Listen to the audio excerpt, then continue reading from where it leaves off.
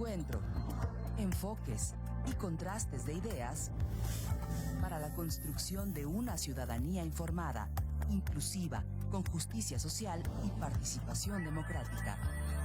En Voz Alta. Hola, ¿qué tal? ¿Cómo están? Muy buenas noches. Bienvenidos a su programa En Voz Alta. Hoy, noche de jueves, prácticamente a pocos días de la elección presidencial en Estados Unidos, que es un tema que no es menor para el mundo y no es menor para México. Ha sido una contienda con un antecedente también un tanto cuanto, digamos, con poco precedente, que es que un presidente de la República en posibilidad de reelegirse, pues no lo haya hecho, haya declinado a hacerlo y que, bueno, a final de cuentas, o haya renunciado a hacerlo más que declinado, aunque parecía evidente que su sucesora en este caso, al cargo de o a la posición de candidata del Partido Demócrata, pues sería su vicepresidenta Kamala Harris. Y pues había una apuesta baja en su momento cuando se especuló que podría ser ella, quizá unas semanas o inclusive unos meses antes, cuando se hablaba si la edad iba a ser una limitante y quiénes serían las alternativas demócratas. Se habló inclusive de Michelle Obama. Algunos llegaron a hablar sobre Hillary Clinton, Gavin Newsom, el gobernador de California. Pero bueno, se antojaba la contienda no tan, digamos, no tan competitiva con respecto a Donald Trump, expresidente, quien deja pasar un término. La Constitución le permite, o la ley le permite volverse a postular por este periodo más, y a final de cuentas lo que tenemos es una contienda muy cerrada, yo diría que de pronóstico reservado, donde está concentrado prácticamente el gane o el pierde de la elección en 7 estados, los que les han denominado swing, bueno, los estados columpios, los swing states, y que hay que recordar también un tema que pone en predicamento, y creo que cada vez se cuestiona más muchos temas de la democracia norteamericana, que antes era nuestro referente.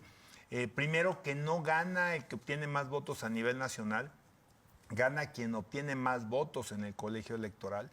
Ese es un tema que para nosotros quizás suene diferente o por lo menos complejo de entender, y que a diferencia de otras elecciones, quizás solamente, y ahorita lo platicaremos aquí con los analistas en este panel, en este programa, pues quizás salvo el caso de cuando la contienda entre Gore y Bush se fue a la corte, pues ahora lo que se presenta con mucha frecuencia y se presentó en los 2 procesos anteriores es el involucramiento de fiscales en lo local, de los secretarios de Estado, equivalente a los secretarios de gobierno, que tienen que tomar una serie de decisiones que generan una serie de controversias políticas, mediáticas y jurídicas, a las cuales la verdad es que no estábamos acostumbrados que eso sucediera en la política norteamericana, particularmente en la elección presidencial. Pero bueno, pues tenemos hoy, como siempre, tocayo Arturo Marcial, y un invitado de lujo, un experto en temas internacionales,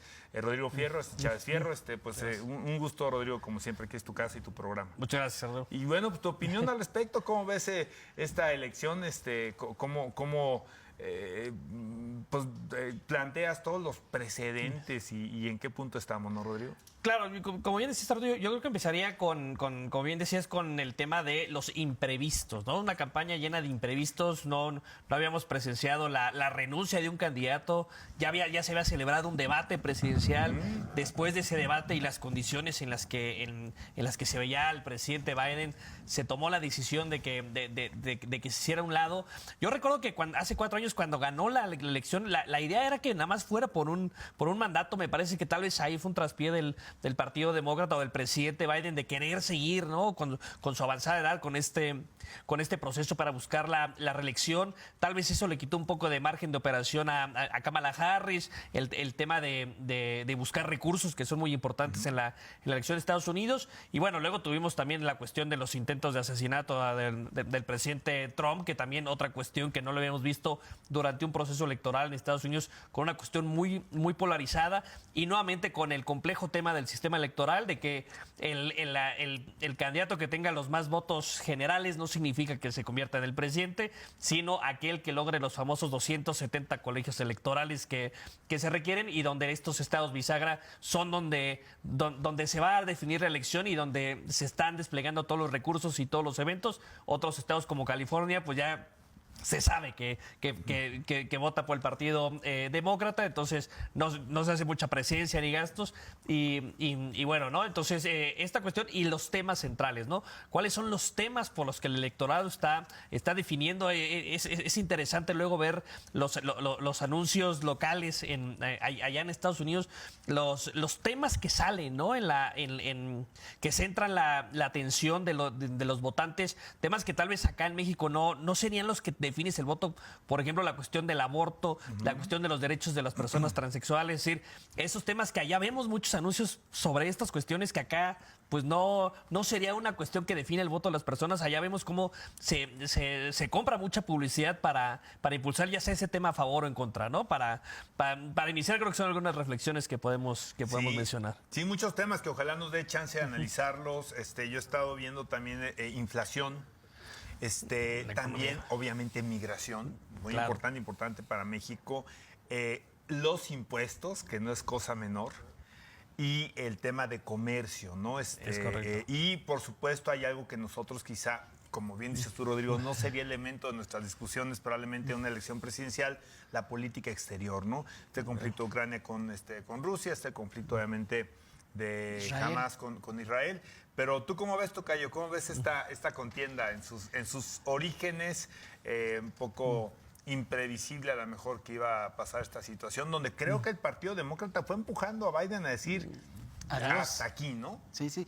Yo creo que sí es una elección atípica, como ya lo mencionan ustedes, y creo que van a jugar en algunos estados clave temas específicos, ¿no? Ya lo decían ustedes, hay que tener en consideración que el electorado en Estados Unidos pues atiende muchas veces el sentido de su voto por la agenda mediática que se vislumbra en cada una de las campañas. De tal forma que, por ejemplo, en estados fronterizos el tema de migración es fuertísimo y son estados donde la contienda se cierra. Yo veo que la contienda está muy cerrada, ¿no? Según las encuestas, las últimas encuestadoras, parece ser que hay una diferencia entre el 3 y el 1%. Algunas le dan ventaja a Kamala, a otros le dan ventaja a Donald Trump, pero lo importante es ver que va a ser precisamente estas narrativas que se esgriman en estados clave donde van a tener ahí. Hablabas tú de los 7 estados, ¿no? Que es Michigan, Wisconsin, Pensilvania, Arizona, Nevada, Georgia y Carolina del Norte. Estos estados van a definir lo que es la elección. Para extender un poquito, si me lo permiten, ahí con nuestro auditorio, a diferencia de México, en Estados Unidos el voto es ponderado, es un voto, digamos, que se obtiene, la gente va y vota, pero el simple hecho o el acto de ir a votar no es tan sencillo como en México. Hay una etapa preparatoria donde hay un preregistro, de tal forma que las y los candidatos lo que hacen es impulsar ese preregistro con sus públicos, ¿no? Ahí tienen ustedes artistas que generando o impulsando al público a que se preregistre para tener derecho a votar.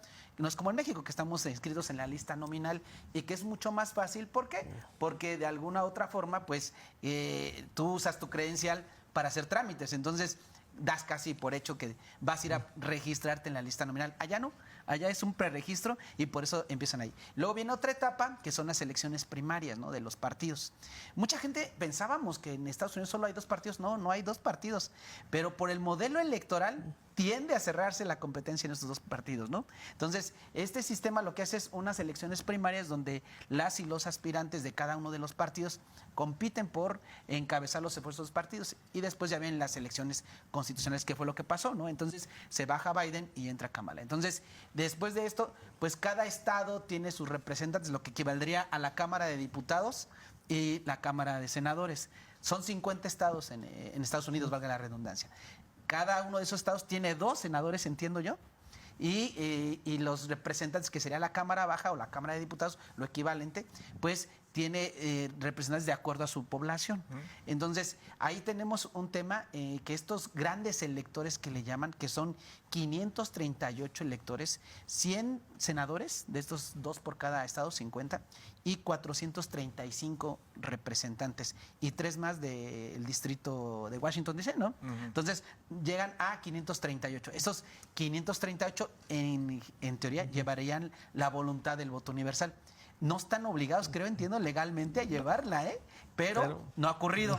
Pero así funciona la universidad, no sepan. En la universidad funciona un sistema igual.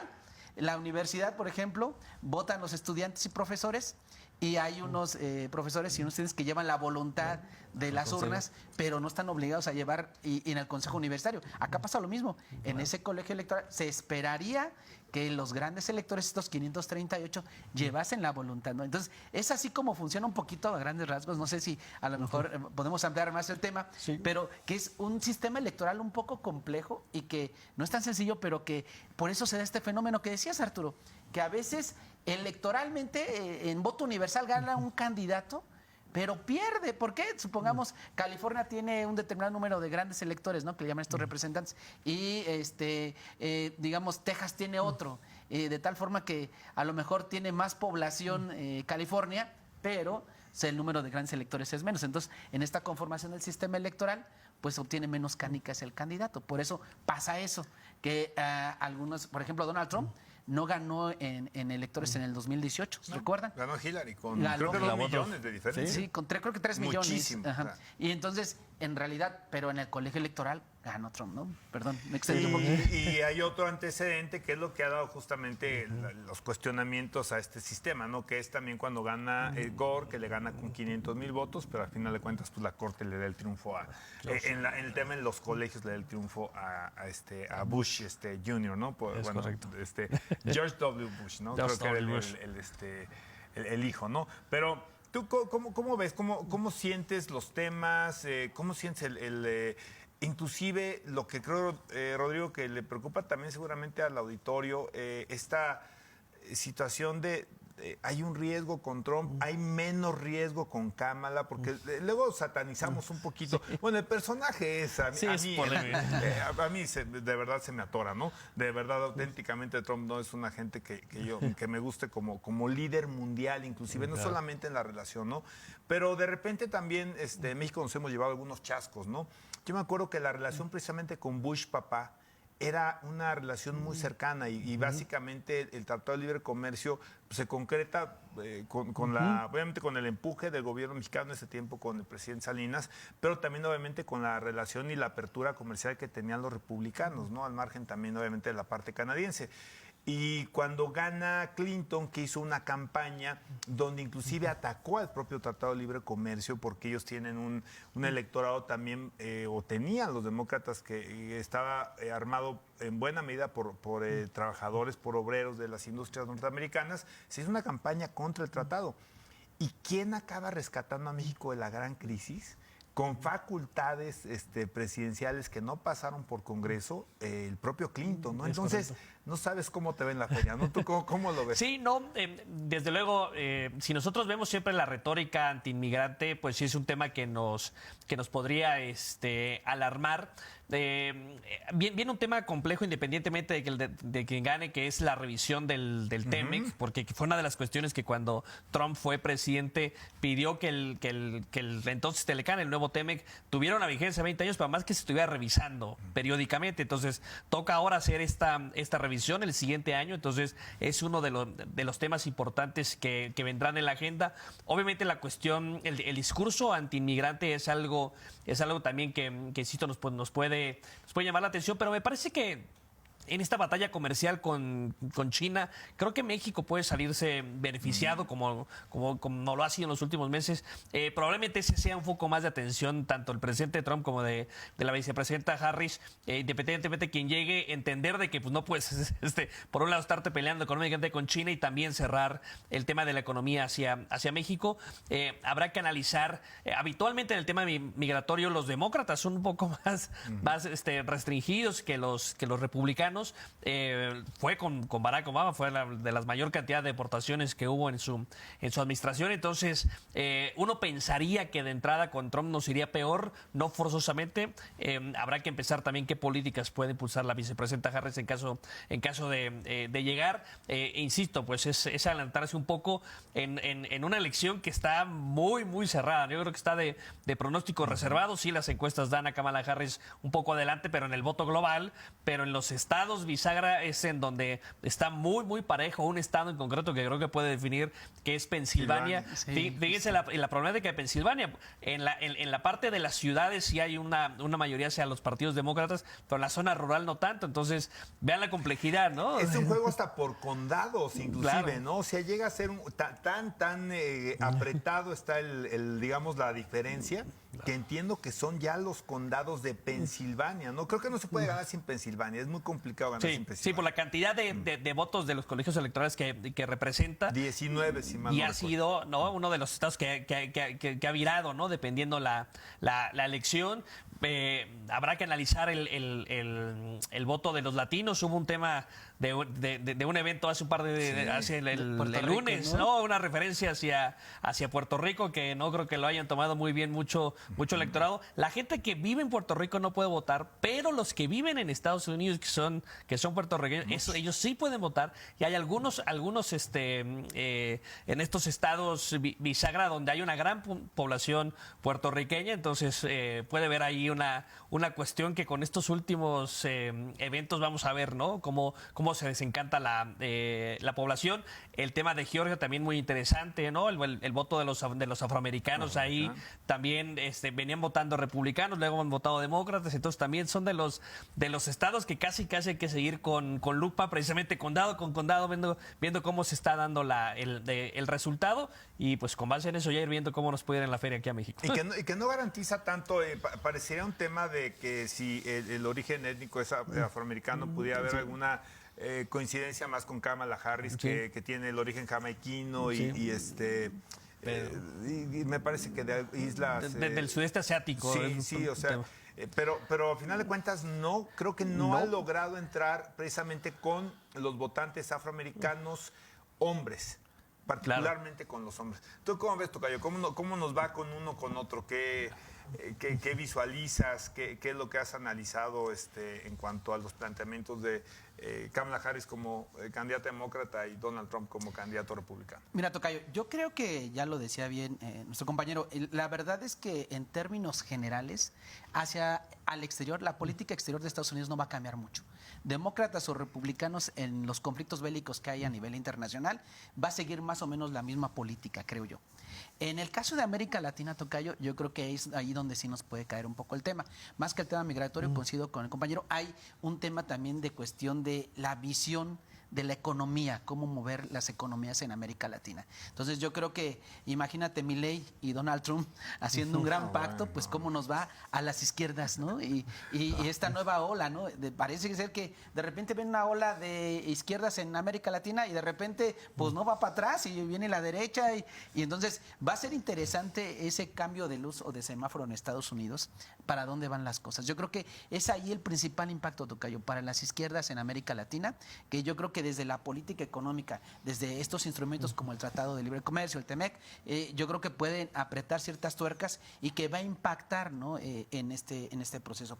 Ahorita que hablaban ustedes de las preferencias electorales, hay una encuesta que vi por ahí el día de ayer de ABC en Estados Unidos, y que se habla precisamente de la tendencia de hacia dónde va la tendencia del electorado a nivel nacional en Estados Unidos.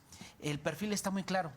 En el de Trump, la gente que le va a votar son hombres de origen racial blanco, sin carrera, es decir, y ahorita les doy los porcentajes. El redneck, el famoso sí, redneck. Sí, y de zonas rurales y con una edad de más de 65 años. Es el perfil de Trump, es el perfil de votantes, versus el perfil de Kamala, que es mujeres, le van a votar más las mujeres, con preparación en promedio por arriba de una carrera universitaria, de zonas urbanas, no rurales, y principalmente le van a votar los jóvenes. Y les doy unos datos, ¿no? Ahorita que hablabas de Bueno, del- tiene el apoyo de Taylor Swift, ni modo que no votaron Sí, los jóvenes, sí, y de verdad que pega, tocayo. A diferencia de México, por ejemplo, la verdad es que la forma de incentivar el electorado en Estados Unidos es muy peculiar. Yo me detengo un poquito, paréntesis, pero yo veía y me ponía a reflexionar, que lo hemos tocado, tocayo, pero a ver, ¿cómo financian las campañas en Estados Unidos? Y me voy a salir un poquito del tema, pero a ver. Es parte del tema, ¿eh? Le meten, tocayo, ¿no? O sea, yo decía, a ver, las grandes farmacéuticas financian campañas de representantes de la Cámara de Representantes y del Senado, y son los presidentes de la Comisión de Salud, por ejemplo. Entonces son los que van a fiscalizar que estas compañías hagan bien su chamba. Esto aquí en Europa sería corrupción, ¿no? O sea, Conflicto de interés al menos, ¿no? Sí, bueno, en algunos casos sí podría ser así como, pues... Como, Pero te voy a decir una cosa pronto, Cayo, pero lo sabes. Esa es la gran diferencia. La aportación es transparente. Si no, sabríamos lo que está aportando Elon Musk a los republicanos, o Bill Gates, que finalmente decidió ¿no? Salir ahí del closet como demócrata. Y bueno, Kamala Harris ha resultado un fenómeno en recaudación, al menos en su salida, pero perdón, es transparente. A mí lo que me gusta es transparente, porque entonces sí hay una claridad cuando existe un conflicto de interés. Claro, es transparente, tocayo, pero eso no lo hace más sano y más democrático, porque el poder en realidad entonces es de quien más concentra el poder económico y la representación. Fíjate, y ahorita vamos a tocar, si nos da, ahí traigo un esquema de un sociólogo español que analizaba la integración de la Cámara de Representantes, del Consejo de Ministros, de la Cámara de Senadores, por su extracto social, tocayo. Resulta ser que en Estados Unidos el extracto social de la clase privilegiada representa el 1%, como en varias partes del mundo. Pero al momento de integrarse en la Cámara de Senadores o en la Cámara de Representantes o en el Consejo de Ministros, el 70% es de esa clase. O sea, entonces la representación es, bueno, esto es coherente con quién financia las campañas, ¿no? O sea, es lo que te decía, o sea, sí es más transparente, pero entonces se convierte en una política más elitista, a mi juicio. O sea, con menos representación social. Porque mira, nada más para ver unos datos, ya me adelanté un poco más. Y ahorita regreso al tema del perfil electoral. Pero fíjate, si se estratificara la sociedad en Estados Unidos, resulta ser que solo 1 de cada 100 gringos, o bueno, estadounidenses, representa a la clase empresarial, el 1%. El 19%, es clase media alta. El 28% es clase media baja. Y el 52%, más de la mitad de la población de Estados Unidos, es clase trabajadora. Pero al momento de integrarse en estos órganos de representación, es decir, en hacer política, en hacer discusión pública, pues la representación se reduce.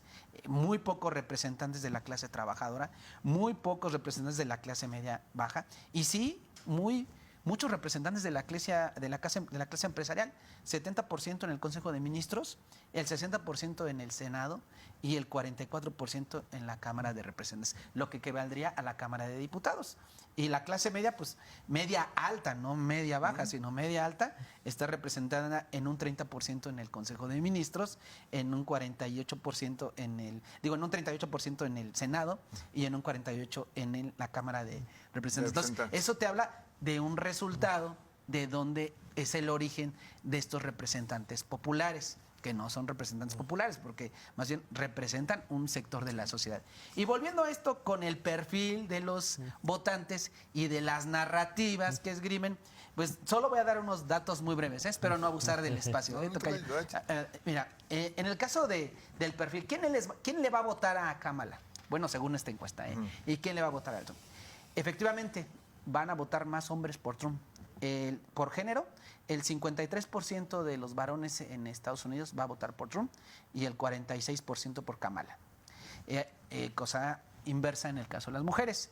El 55% de las mujeres votaría por Kamala y el 44.8% por los hombres. En el caso, por Trump, ¿no? En el caso de las mujeres. En el caso de grupos, digamos, por ascendencia o descendencia, el voto blanco, el 55% sería para Donald Trump y el 44% para Kamala. Pero en el caso del afro, ahí sí brinca, tocayo.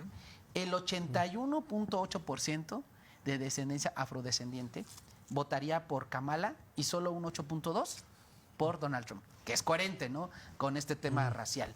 Y en el caso de los latinos, aunque los demócratas siguen reteniendo el voto latino, reduce en la elección que se vislumbra, ¿no?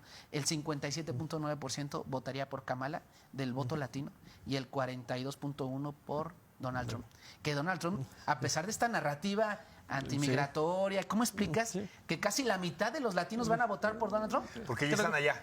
Porque ya eso es. Ahí también me parece interesante hacer un par de comentarios. El tema del voto latino creo que lo tenemos que dividir dependiendo si se trata, porque no es lo mismo el cubano que el cubano de Florida, que el mexicano en Nuevo México o en Arizona, o el puertorriqueño en Nueva York. O sea, obedecen a... Creo que el tema del voto latino sí lo tenemos que diferenciar entre cubanos, puertorriqueños y mexicanos o centroamericanos, porque sí la intención, o sea, en Florida queda claro, ¿no?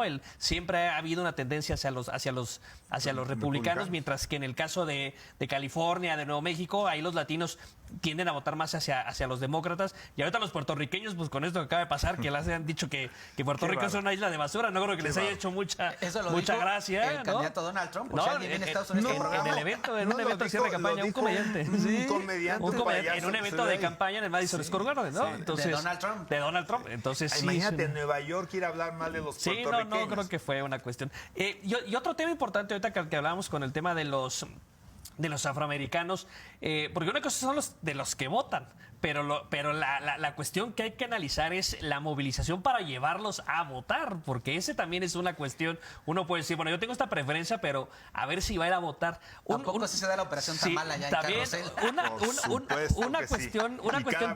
una cuestión interesante que también que no se da en México, que sí son de las particulares que tiene Estados Unidos, y hay que analizar, también es la cuestión del voto anticipado. Por ejemplo, el presidente Biden ya votó. El presidente Biden el domingo pasado ya fue e hizo y ya realizó su votación. Se puede hacer por voto anticipado o voto por correo. Habitualmente los demócratas son los que más votan de forma anticipada y los republicanos como que se esperan más al día de la elección para ir a votar. Pero ahí es donde también viene toda esta cuestión de llevar a la gente a votar. Por eso hay muchos llamamientos de regístrate y ve a votar, ¿no? Y aparte otras particularidades, cada entidad federativa decide sus propias reglas, Acá todos votamos con la misma credencial, ¿no? Allá depende, hay algunas entidades que te admiten votar sin credencial, sin foto en la credencial. Un recibo de luz, ¿no? Sí, o sea, depende, cada entidad federativa establece sus reglas, y me parece también un poco ya se puede empezar a ir viendo cuánta gente está yendo a votar de forma anticipada, porque tal vez ahí podría ser un indicador para los demócratas. Si se están esperando votar el día de las elecciones, tal vez eso puede favorecer a los republicanos, y bueno, eso ya desde ahorita se puede comenzar a ver en algunos casos. Los resultados se van publicando también, ¿verdad? Creo que se esperan hasta... Se van contando. Se van contando, pero se publican hasta Porque hasta veía el un martes, dato, no sé si lo rastrearon por ustedes ahí por ahí, donde decía que de acuerdo a este voto anticipado, Kamala Harris tendría 226 votos de este colegio electoral y Donald Trump 219. Ya hay un número más claro. Kamala Harris necesita 44 votos electorales de los 7 estados columpio, y Donald Trump necesita, me parece que 51 votos, ¿no? O sea, está más lejos la victoria, de acuerdo a las tendencias de los estados consolidados para el Partido Republicano, para el Demócrata, está más cerca. Pero la verdad es que no es mucha la diferencia. O sea, creo que es poco contundente para efectos de lo que viene. Y sí, Tocayo, sí hay movilización. Yo no sé si es operación tamaño, no sé si es con camiones de gobierno, no lo sé, porque he tenido el gusto de estar en un par de elecciones, pero la verdad es que nunca he visto esos camiones circular con la gente a votar.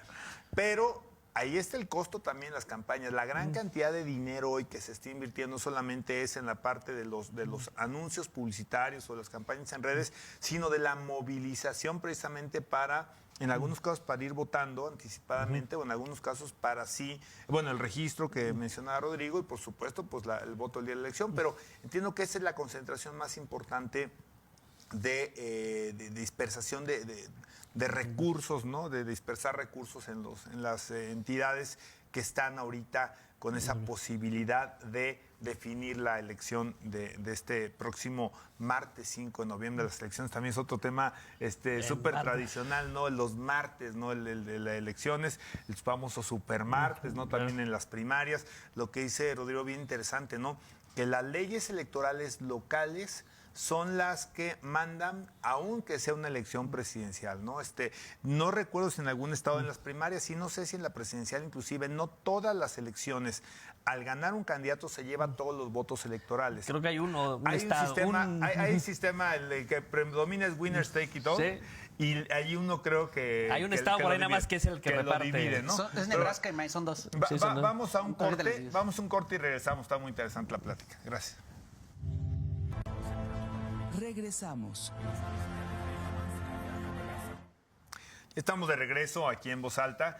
Y no solamente hay una elección presidencial, como llega a suceder en México, aunque aquí de una forma diferente en términos de también la renovación del poder legislativo en Estados Unidos, en un sistema bicameral como el mexicano, Cámara de Representantes, Cámara de Senadores, con la diferencia que la Cámara de Senadores tiene una elección escalonada y por supuesto también hay entidades, seguramente muchos otros cargos, pero particularmente creo que nos podemos concentrar, Rodrigo, que nos puedas platicar un poco más qué está en juego, además de la presidencia de la República, porque no es lo mismo que entre un presidente con una mayoría Es correcto. en las cámaras, lo vemos en México, por ejemplo, a que entre un presidente con oposición en las cámaras, ¿no? Claro, sí.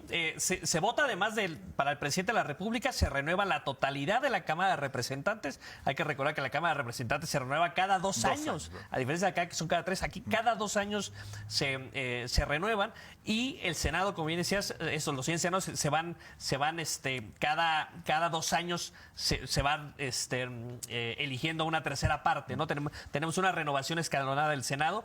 Ahorita, si la verdad no falla, la Cámara de Representantes la controla el Partido Republicano, que hace 4 años habían ganado las 2 cámaras, y el Senado lo sigue controlando los demócratas con un senador. Entonces, además de quién quede quién gane la presidencia, es muy interesante saber cómo puede quedar el apoyo en el Senado y en la Cámara de Representantes para cuestiones que van desde el tema presupuestario a cuestiones como la elección de algunos jueces de la Suprema Corte, ¿no? Que ahorita hay una mayoría conservadora. Entonces, es una de las cuestiones que están ahí en juego, algunas gobernaturas, y también se aprovecha, junto con las elecciones de las gubernaturas, en algunas entidades federativas, hacer algunos plebiscitos o referendos, preguntar a la gente, Claro. oye, ¿estás a favor de la legalización del consumo lúdico de marihuana, del tema del aborto? Entonces, también se aprovecha para hacer una serie de planteamientos.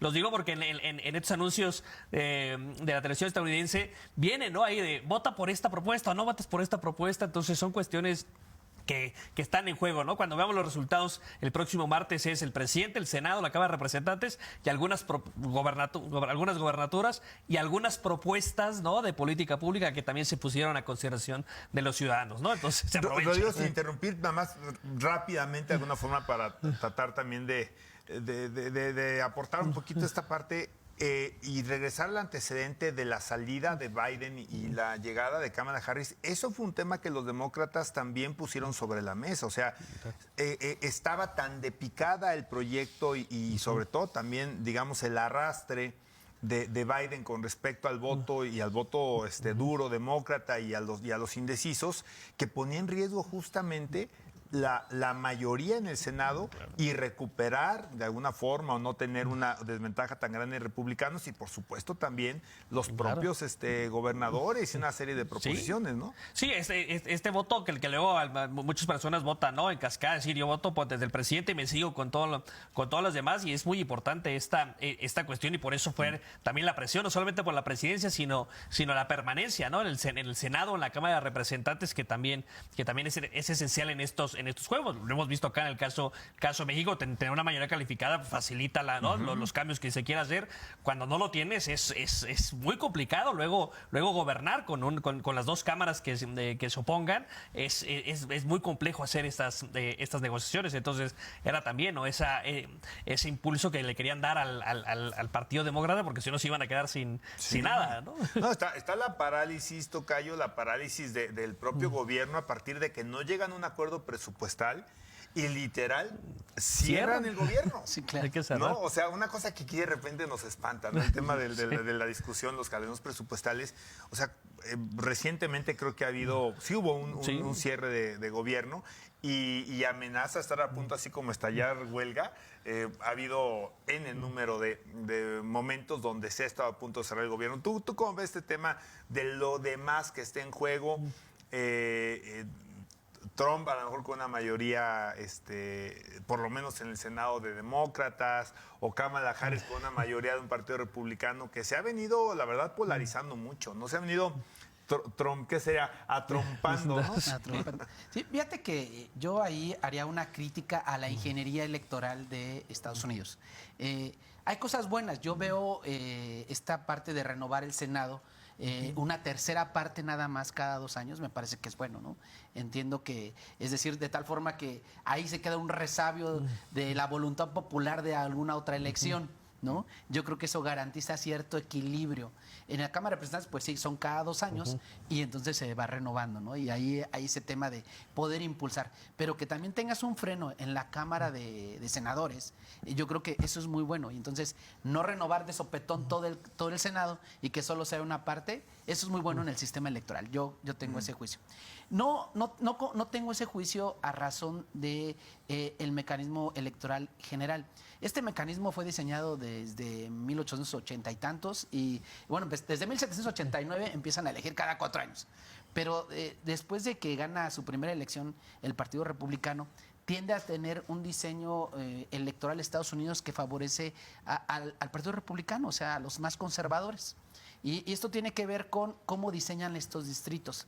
De tal forma que, por ejemplo, ya lo estábamos viendo en la intención del voto, el voto de descendencia afroamericana, pues es casi siempre le votan más a los demócratas y en zonas urbanas. Entonces, en el diseño de los distritos, tocayo, empiezan a entrar, por ejemplo, ¿dónde tienen más fuerza el voto blanco? Entonces agarran un cachito de las zonas de los de afrodescendencia y forman ese distrito donde garantizan que van a ganar los republicanos. Entonces, en el diseño, porque cada estado, como tú lo decías, cada estado diseña sus distritos.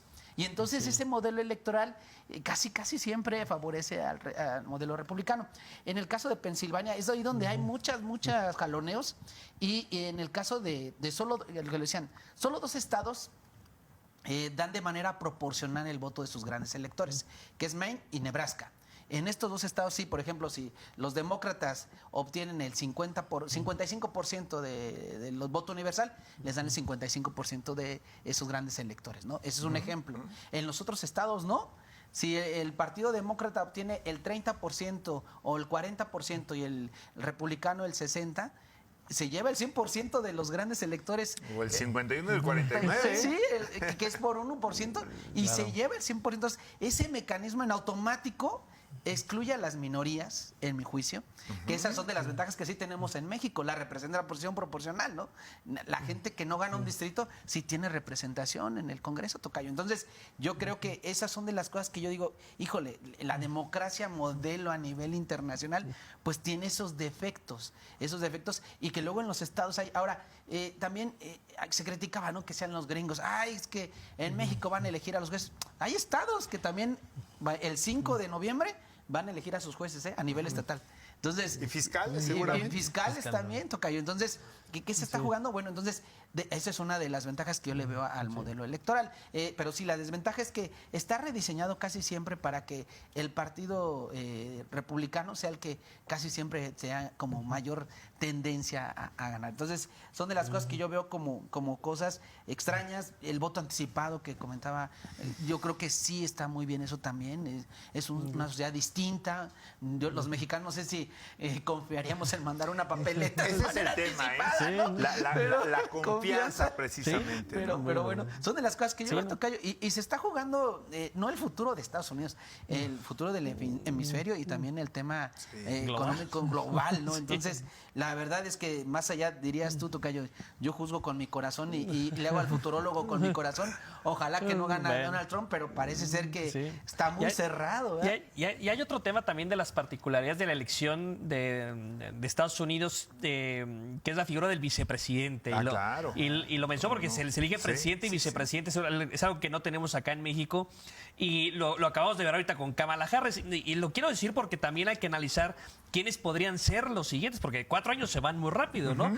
Y en caso que gane Donald Trump ya no podría reelegirse en cuatro años. Entonces ahí hay que acordarnos, ¿no? De J.D. Vance, que es senador por Ohio, es el compañero de fórmula de Donald Trump, ¿no? Hay que recordar el defenestrado Mike Pence, que le fue muy mal con el tema de toda la cuestión de la pasada elección, que terminó muy peleado con Donald Trump. Entonces, inmediatamente si gana Donald Trump, ya prácticamente empieza, ¿no? La carrera de los siguientes cuatro años. ¿Quién podrá ser el siguiente presidente que le tocaría todavía a la administración de la doctora Claudia Sheinbaum de lidiar, ¿no? con el presidente que venga dentro de 4 años? Entonces, está por parte de los republicanos el senador por Ohio, J.D. Vance. En el caso de Kamala Harris, pues se entendería, ¿no? Que podría buscar la reelección dentro de 4 años, pero bueno, su compañero de fórmula, el gobernador de Minnesota, Tim Walz. Otra de las particulares que en México lo quitamos desde hace muchos años porque nos fue muy mal con el tema de la vicepresidencia. En Estados Unidos se sigue manteniendo esta cuestión y hay que recordar que ha habido vicepresidentes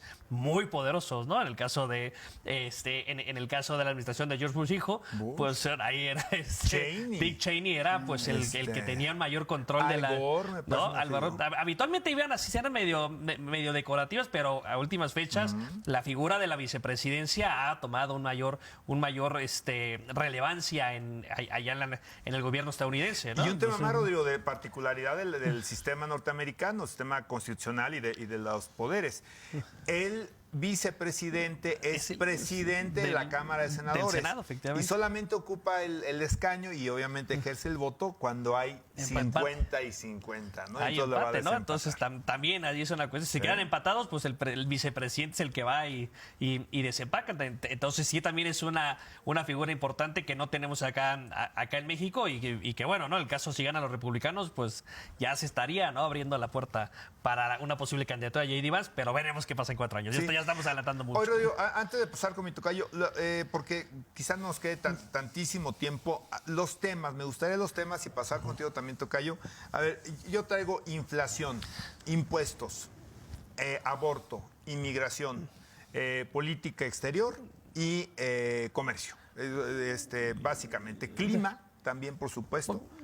Creo que serían. Okay. Y marihuana y armas. Algunos, sí, claro. Yo diría, el primero es el tema de la economía, ¿no? Esa es la cuestión en la que está centrado principalmente la discusión. Por eso algunas personas dirán, oye, pues de tu ascendencia, ¿no? ¿Cómo vas a votar por un republicano? No, a ver, si mi interés principal es la economía, pues voy a votar por el candidato con el que yo comulgue más, ¿no? Entonces, me parece que el primer tema es la cuestión de la economía. Otro tema que los anuncios comerciales es mucho la retórica de los demócratas, el tema de los recortes de impuestos a las grandes fortunas, ¿no? Entonces, que es una crítica. Más bien aumentárselos, ¿no? Creo que el planteamiento es a las grandes empresas y a los y personas físicas que ganen más de $400,000 al año. Eso, por un lado, los republicanos, los demócratas tal vez no estarían tan a favor que haya recortes en ese. No, en ese es donde le quieren pegar la mordida a los demócratas. Que es uno de los puntos que está en discusión con el electorado. Es uno de los temas que viene ahí en los anuncios. El tema migración también en los estados fronterizos, pero también es una cuestión que está en obviamente toda esta oleada de migrantes que han pasado. Hemos visto que hay entre estados cuestiones de pelea entre Texas y Nuevo México, ¿no? En Texas ha sido muy estricta la política migratoria, entonces el tema migratorio también es importante. El tema del Obamacare también sigue por ahí, también es una cuestión que es una cuestión que también ahí se toma en cuenta la cobertura de salud. Yo iría en ese sentido, me parece que son los principales, y ya dependiendo cada uno de los estados tendrá alguna ponderación más un tema sobre otro. ¿Cómo ves tú, tocayo, los temas, los principales asuntos que están en el debate para lograr convencer a los indecisos, ¿no? Sí, yo la verdad es que haciendo un análisis desde el aspecto comunicativo, tocayo, yo revisé y creo que pues están buscando llegar a esos temas con narrativas de, digamos que que les hagan guiño guiño a ciertos sectores. Ya lo decíamos, en ciertos estados va a ser clave cierto tipo de discursos. Pero la narrativa que está esgrimiendo, por ejemplo, Kamala, tiene que ver con el perfil de Donald Trump en cuanto a declarar no apto para dirigir al país, ¿no? Es decir, incluso dudar de su capacidad cognitiva y sus juicios de valor, ¿no? La más reciente campaña lo tratan de encajonar en algo que no me parece tan descabellado, que es fascista. Fascista, ¿no? Y esto sumado con un escándalo de uno de sus colaboradores ahí, que en una entrevista ahí con un periodista se filtró un audio donde decía que admiraba a los nazis, ¿no? Entonces por ahí van las narrativas, ¿no? La narrativa de los demócratas para desacreditar a los republicanos va en ese sentido, ¿no? Decir, bueno, este cuate no tiene las facultades mentales ni las capacidades cognitivas, es un subnormal, dándole mucho poder, pues va a estar complejo. Y por otra parte, Donald Trump va en términos de desacreditar a Kamala con sus malas decisiones que ha tenido al frente de la vicepresidencia, ¿no?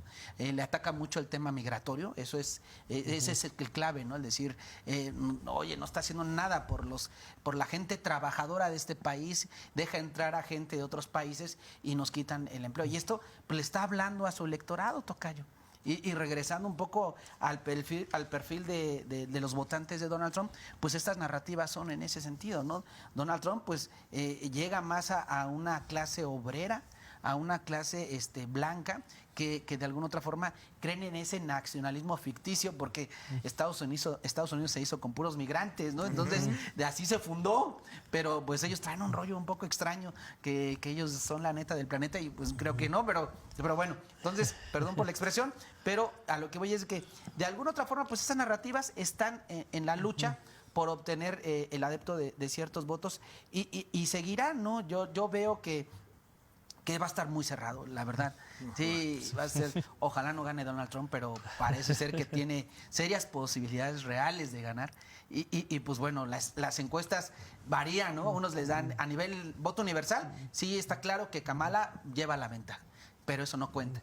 A nivel de los grandes electores, que son este colegio electoral, va despuntando por muy poco Kamala, pero puede revertir Donald Trump. Entonces, ahí esto tiene que ver con qué tipo de sociedad son los gringos, y es el perfil de los candidatos. Por una parte, hay un gran grueso de la población en Estados Unidos que se identifica con un candidato que es Donald Trump, tocayo. O sea, claro, un candidato que tiene tintes xenófobos, fascistas, o sea, esos también son los Estados Unidos, también son así los gringos, o sea, y Kamala, que representa a un perfil de un candidato, de un sector de la sociedad en Estados Unidos que entiende la pluralidad, la democracia como conceptos fundamentales, ¿no? Entonces, hay que ver los tiempos ahora, tocayo, nos auguran un mal pronóstico, estamos viviendo sociedades convulsas donde las narrativas que logran imponerse son las narrativas más viscerales. Y falaces también, ¿eh? Porque sí hay, por ejemplo, no sé, Rodrigo, el tema de la parte económica, ¿no? Por ejemplo, yo veo más honestidad, de verdad, no solamente, estoy tratando de ser objetivo con los dos personajes, ¿no? Independientemente de que tengo una aversión por el tipo de político que es Donald Trump, pero, por ejemplo, dice que va a controlar la inflación. Ese es un elemento que es una política, una herramienta que tiene solamente el Banco Central, no la Fed. Luego dice, vamos también a bajar la inflación o los precios a base de ponerle más impuestos a las importaciones, imagínense. Eso no hay nada que te genere más inflación, más en un país que consume tanto de fuera. Y vamos a cerrar puertas a mano de obra, que son también los que abaratan muchos servicios de los que disfrutan los norteamericanos, que si no los tuvieran con esa mano de obra de la gente que emigra a Estados Unidos, pues jamás podrían tener, los californianos no tendrían los jardines que tienen, ¿no? Sí. Entonces hay muchos argumentos falaces. Sí, creo que en varios países ya se está dando el tema de ya el cinismo como forma de política, Sí, ¿no? sí, o sea, yo lo vi con esta declaración del debate, ¿no? De que los haitianos en Springfield estaban comiendo los perros y los gatos, ¿no? O sea, creo que ya esa cuestión de mentir tan descaradamente y que ya se esté viendo como algo normal, me parece que es algo que hay que evitar, sobre todo por el tema de la el tema de la desinformación tan grave que hay hoy en día, la forma de generar notas falsas con tanta facilidad y que por medio de las redes sociales se esparza como pólvora, es uno de los temas complicados que están ahora en el proceso electoral. Yo quería nada más, antes que se vaya el tiempo, señalar otra cuestión de las particularidades del sistema estadounidense, que es que al no ver una autoridad electoral que sea la que salga y declare la victoria, son los medios de comunicación los que asumen esta cuestión, y vamos a ver el próximo martes. Hay que estar pendientes de si una cadena u otra ya declaró ganadora en un estado u otro, porque ahí se va. También es unas cuestiones que se discuten, ¿no? Este poder que van teniendo las cadenas televisivas para afirmar si en tal o cual estado ya se dio la victoria de uno u otro candidato. Entonces, otra de las particularidades más que tenemos que añadir a las diferencias que tenemos con Estados Unidos. Hay cosas que no necesariamente, por eso creo que yo debo confesar que en alguna etapa de mi vida tuve una admiración al sistema democrático de los Estados Unidos y político en muchos sentidos, pero la verdad es que vemos el tema de las televisoras, ¿no? Por ejemplo, claramente hay televisoras que están muy canteadas con el Partido Republicano, Fox, ¿no? Y tenemos otras que están canteadas con el demócrata, CNN, por ejemplo. Sí. Y bueno, pues en el medio hay muchas. Las encuestas en Estados Unidos también tienen sus asegúnes y fallan. Tú nos platicabas la anécdota en el corte que no es en Estados Unidos, pues el Brexit. El Brexit, ¿no? Bueno, y las encuestas de Hillary Clinton contra Trump fallaron, también, ¿no? También fallaron, ¿no? Entonces esto de saber cómo van a quedar ahorita con la información que tenemos es muy complicado, porque está tan cerrada que es muy difícil ahorita cantar para uno u otro lado. Y bueno, habrá que estar el martes, vamos a estar ahí siguiendo estado por estado. Rodrigo, me guardo mi respuesta. Vamos a saberlo. Yo no lo sé. Yo ojalá que sí, porque siempre tener la incertidumbre no abona luego a la gobernabilidad. Creo que lo mejor tanto para Estados Unidos como para el mundo es que tengamos certeza, ¿no? de lo que sucedió y no tenernos que ir. Ha pasado en Estados Unidos que hasta enero se fueron, ¿no? En el tema de Al Gore y George Bush, hasta que se resolvió la Suprema Corte resolvió si recontaban o no en Florida, donde gobernaba Jeff Bush, por cierto. El hermano. Pero fíjate, ¿no? Los grados de incertidumbre son muy, muy, muy claros. Que ahorita que hablaba Rodrigo del papel de los medios de comunicación, hay una práctica habitual en cada elección. Los medios de comunicación, sobre todo el Washington Post, por ejemplo, suelen endosar a sus electores la preferencia electoral. En esta ocasión no lo hicieron. Lo frenó el dueño, Jeff Bezos lo frenó. Lo frenó porque está muy cerrado el tema. Y claro, a lo mejor pierde algunos negocios ahí, Tocayo. Pero ¿sabes qué, Tocayo? No es, lo que hacen los periódicos no es decir quién va a ganar, sino a quién apoyan. Sí. Por eso le llaman el endoso ¿no? Sí. Y sus electores, es decir, nosotros vamos con y a quien me lee, pues ya decide por quién votar, ¿no? Pero pues haces la línea por ahí. Entonces, pero en esta ocasión no lo hicieron, Tocayo, por el grado tan grande de incertidumbre que hay hacia dónde va a ir la preferencia. De incertidumbre y de polarización, que ese me parece que es otro de los elementos, además, ¿no? O sea, está muy polarizada la sociedad de Estados Unidos, con toda la forma y el estilo, ¿no? de Trump. Yo recuerdo, luego hacen las comparaciones en los debates, ¿no? Me acuerdo que en el debate de John McCain y Obama, que una mujer se levantó y dijo, es que Obama es musulmán y no es aquí. Y el mismo McCain fue el que la frenó y dijo, no, señora, el senador Obama es estadounidense, es una gran persona, ¿no? O sea, había un respeto entre los... Tenías un John McCain, si lo comparas con el es a lo que vos, o sea, la forma ahorita de hacer política no es con ese respeto hacia el adversario, sino es humillarlo, visceral, o sea, y eso, claro que se traduce hacia abajo, ¿no? Y lo vemos con los propios intentos del presidente Trump, ¿no? Esta polarización que se va esparciendo en toda la sociedad, y creo que eso no abona a ninguna sociedad democrática. Sí, no la han podido frenar, no la han podido frenar.